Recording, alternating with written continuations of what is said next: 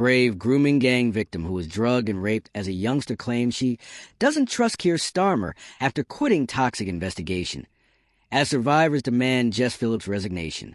Ellie Reynolds is used to her voice being muted. The 24-year-old mother of three from Barrow-in-Furness in Cumbria has spent 11 years trying to get people to hear her, as she has bravely come up about the awful abuse she suffered as a youngster. The man who forced her into his car as she was wandering along the street, aged just 13, didn't listen when she begged him to let her go home. Instead, he held her hostage in his wretched flat for days at a time, drugging her so she couldn't fight back as he raped and sexually abused her. His pals, who came over when she was chained up, naked, in the corner of a room, didn't listen when she called out for aid. Instead, they treated her like an animal, threatening to chop her fingers off or cut off her tongue if she told anyone what was happening. Social workers who knew Ellie was at high risk of child sexual exploitation didn't act, even though they noted she was spending time alone in unusual homes with older men. The police, from whom both she and her distressed parents constantly sought help, didn't listen when she mustered up the bravery to disclose the abuse in 2018. Instead, they detained Ellie and charged her with a petty misdemeanor, with officials subsequently alleging she had fabricated up the charges of rape in a bid to defend her own actions. It would be another 2 years until the ringleader of the gang who targeted her, the filthy Sarge Mia, was apprehended and tried for committing child sex offenses between 1996 and 2010. And it wasn't until October last year that Mia and his two brothers were found guilty of 63 terrible and wicked crimes, including grooming, raping, and assaulting children as young as 7. It was a bittersweet verdict for Ellie, as the case was launched not because of her claims, but by other survivors whose comments ultimately drove the police and the CPS into action. "I can't stop thinking, why wasn't I believed?" she says. "It hurts me that I never got to put him behind bars." Now, however, Ellie is more determined than ever to make herself heard. This week, she was one of 4 survivors to dramatically quit the grooming gang's probe, amid considerable criticism and controversy which has seen it tumble into turmoil. The probe, which was announced by the Prime Minister in June, was launched as a result of recommendations by Baroness Louise Casey, who conducted a major study of the child sexual exploitation scandal, which affected thousands of girls dating back to the 80s.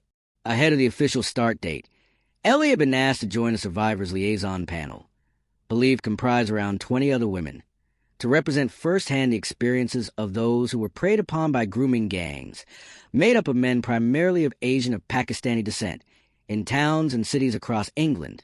In a dramatic resignation letter this week, however, she accused those overseeing the inquiry of keeping victims in the dark, isolating them from one another, and altering their tales. "I cannot take part in a process that manipulates survivors, restricts our voices, and tries to minimize the reality of what happened," she wrote. 3 more survivors, Fiona Goddard, Elizabeth Harper, and a woman known only as Jess, laid out similarly damning reasons for standing down, before calling also for the resignation of MP Jess Phillips, the safety minister supervising the probe. Elizabeth told the Daily Mail, "All of us want to see Ms. Phillips replaced as head of the inquiry. We do not trust her, and we do not feel she has any interest in tackling simple facts." The trio were shortly followed by the 2 top candidates in the frame to chair the inquiry, social worker Annie Hudson and retired police chief Jim Gamble. In a letter to Home Secretary Shabana Mahmood, child protection expert Mr. Gamble blasted the highly charged and toxic climate surrounding the inquiry and said the appointment process had been compromised by political opportunism and point scoring. Speaking exclusively to the Daily Mail after what has been an anxious and stressful few days, Ellie Reynolds heartily agrees. "The 1% of faith I had left in the system has been destroyed," she adds.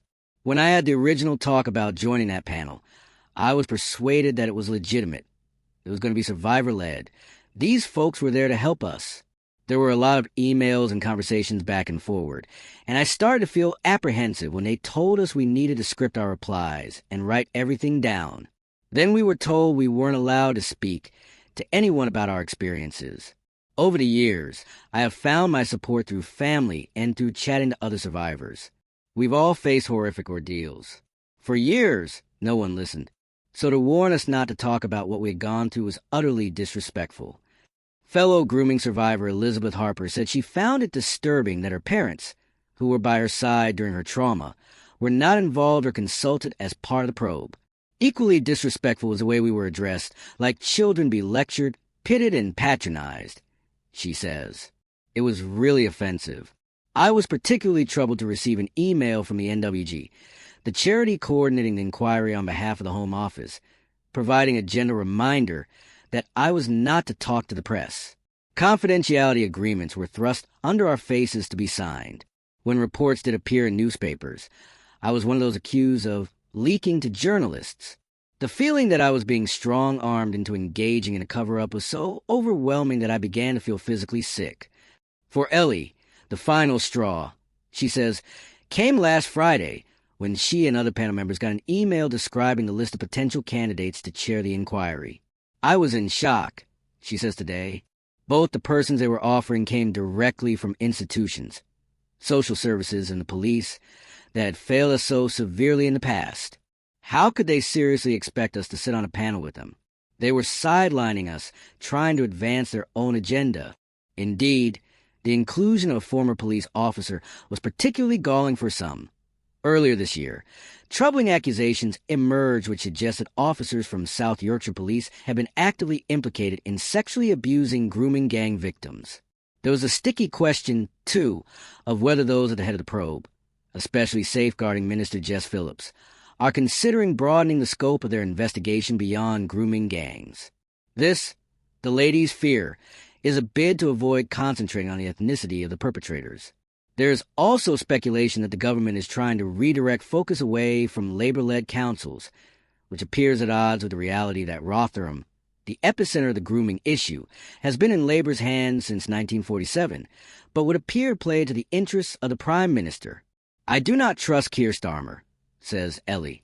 He was head of the CPS when the grooming problem first came to light, and he did nothing to aid us. I can never forgive him for it.